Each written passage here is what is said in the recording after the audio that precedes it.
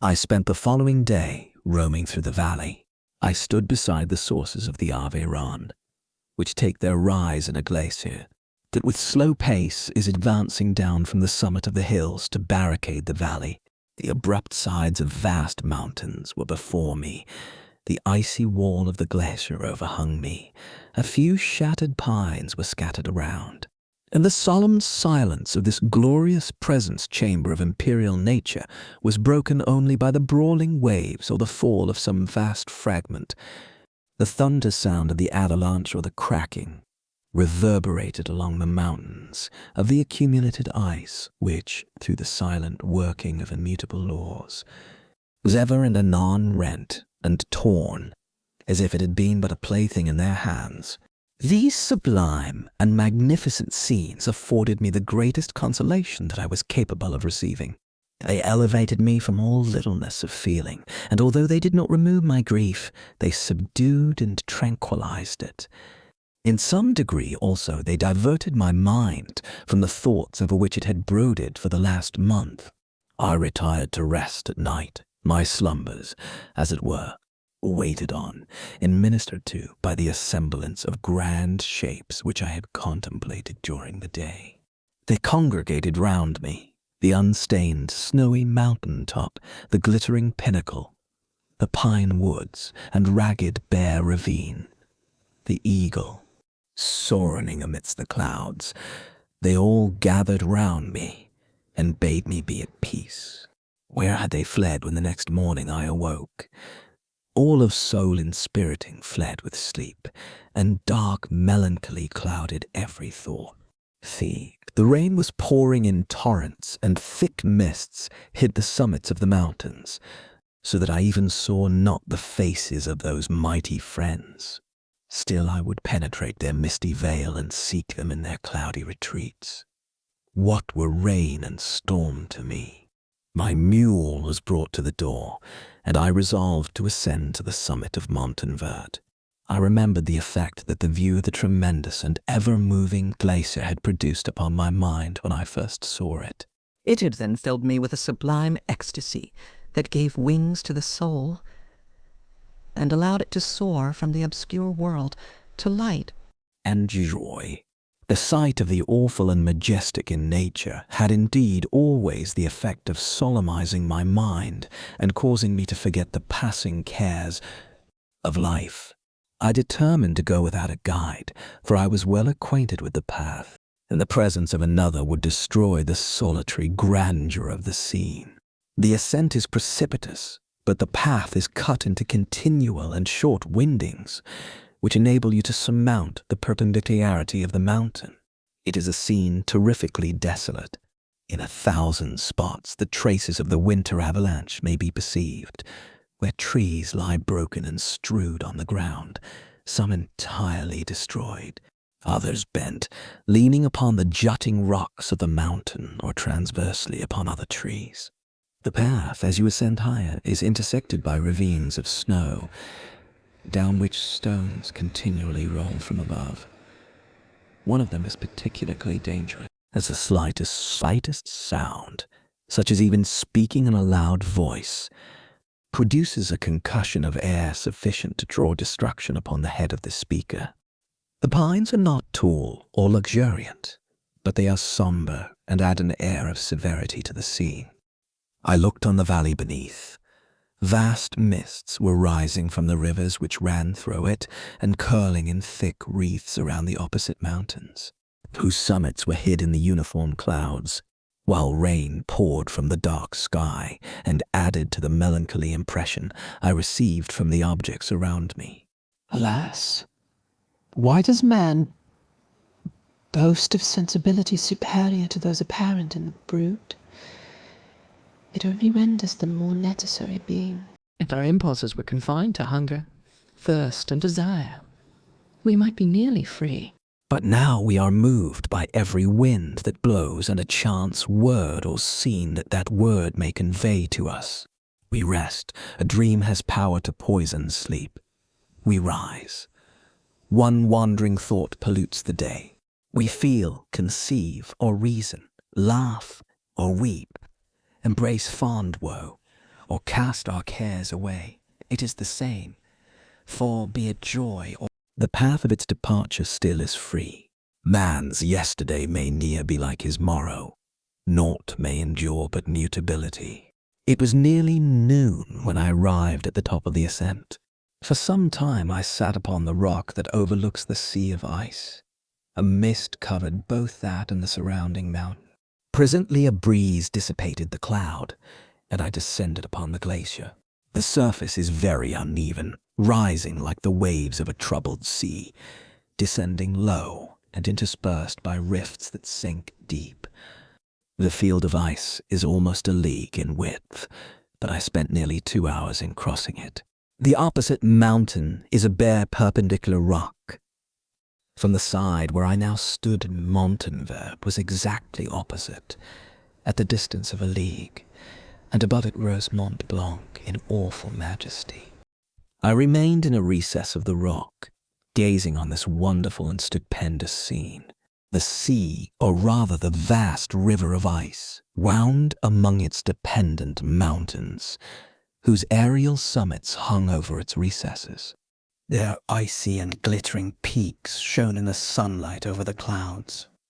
My heart, which was before sorrowful, now swelled with something like joy.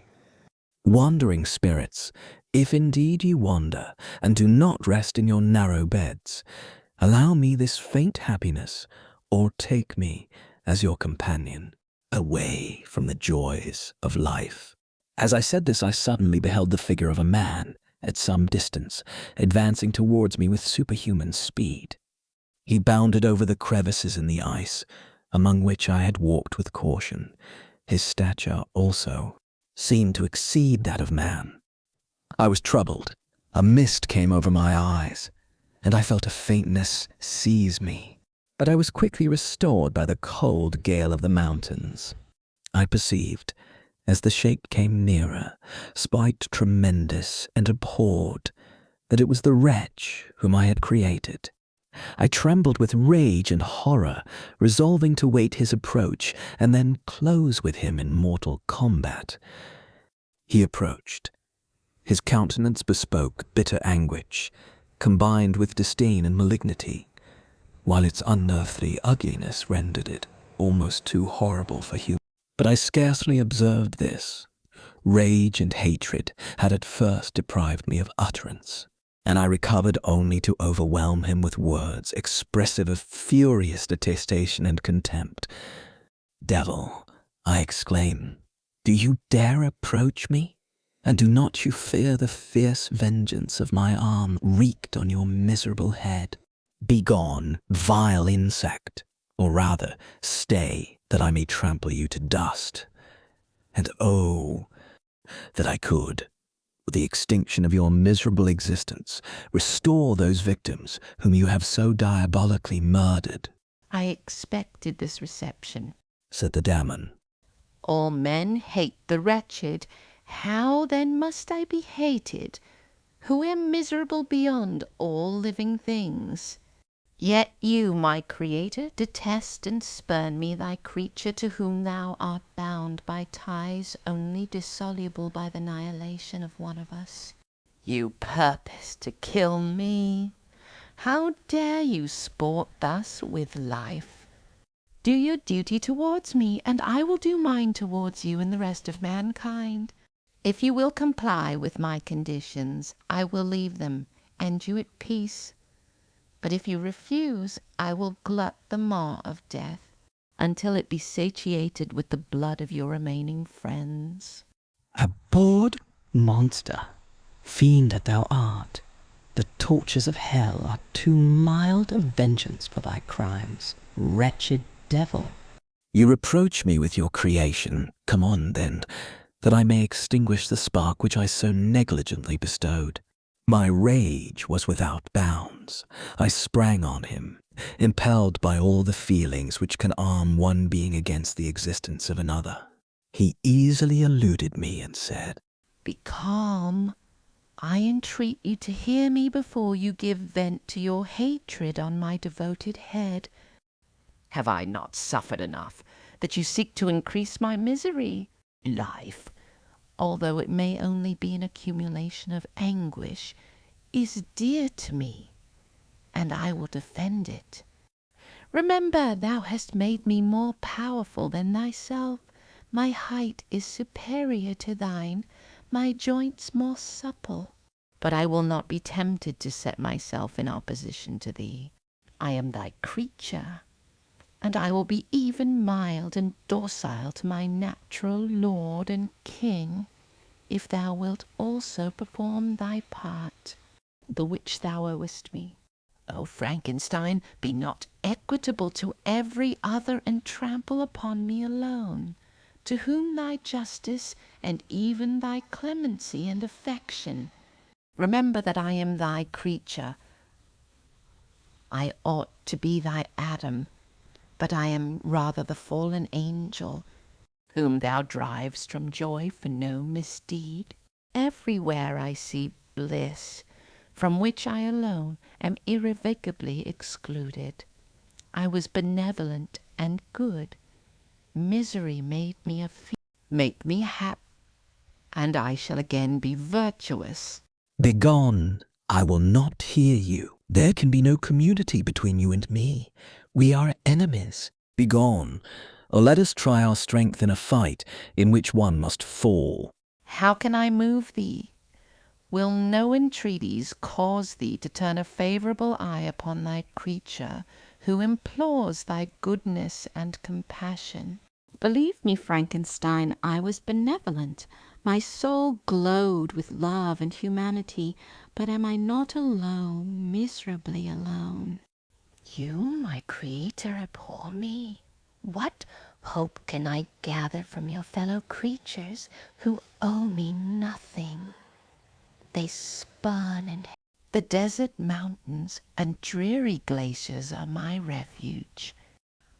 I have wandered here many days.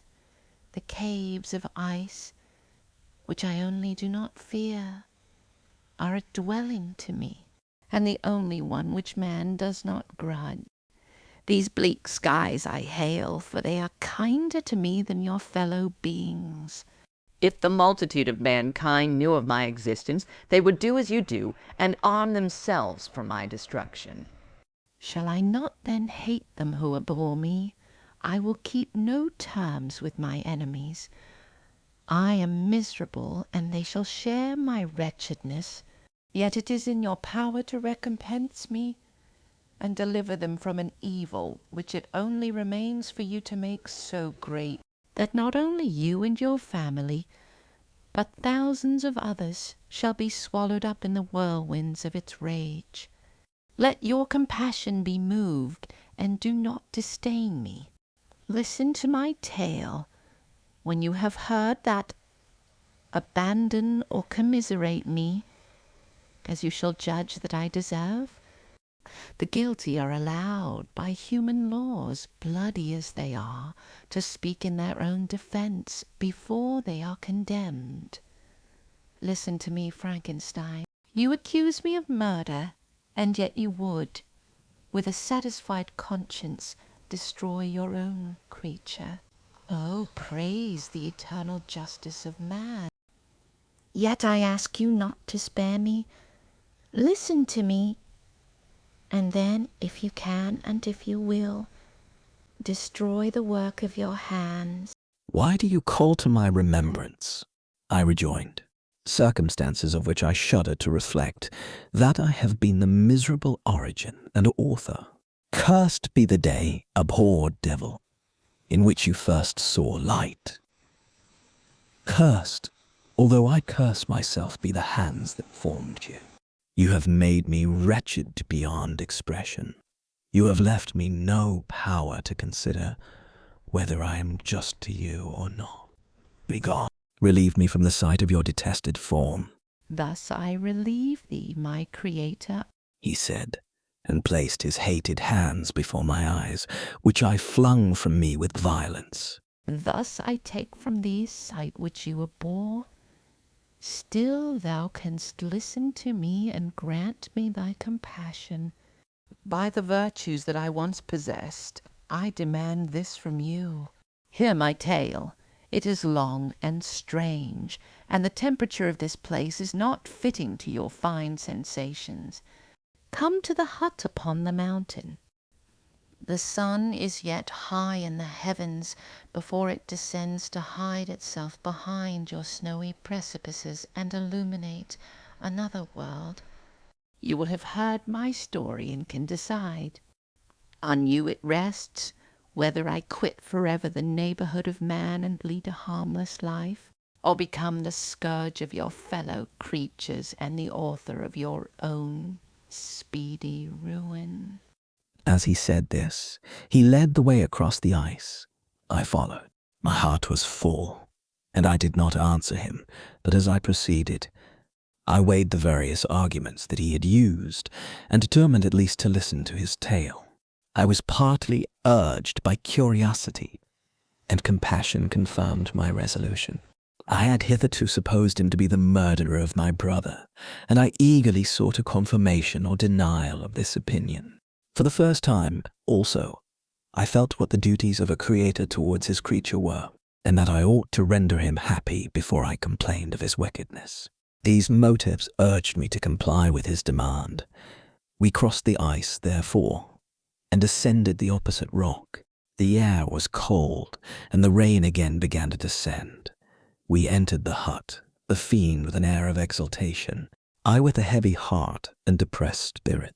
But I consented to listen, and seating myself by the fire, which my odious companion had lighted, he thus began his tale.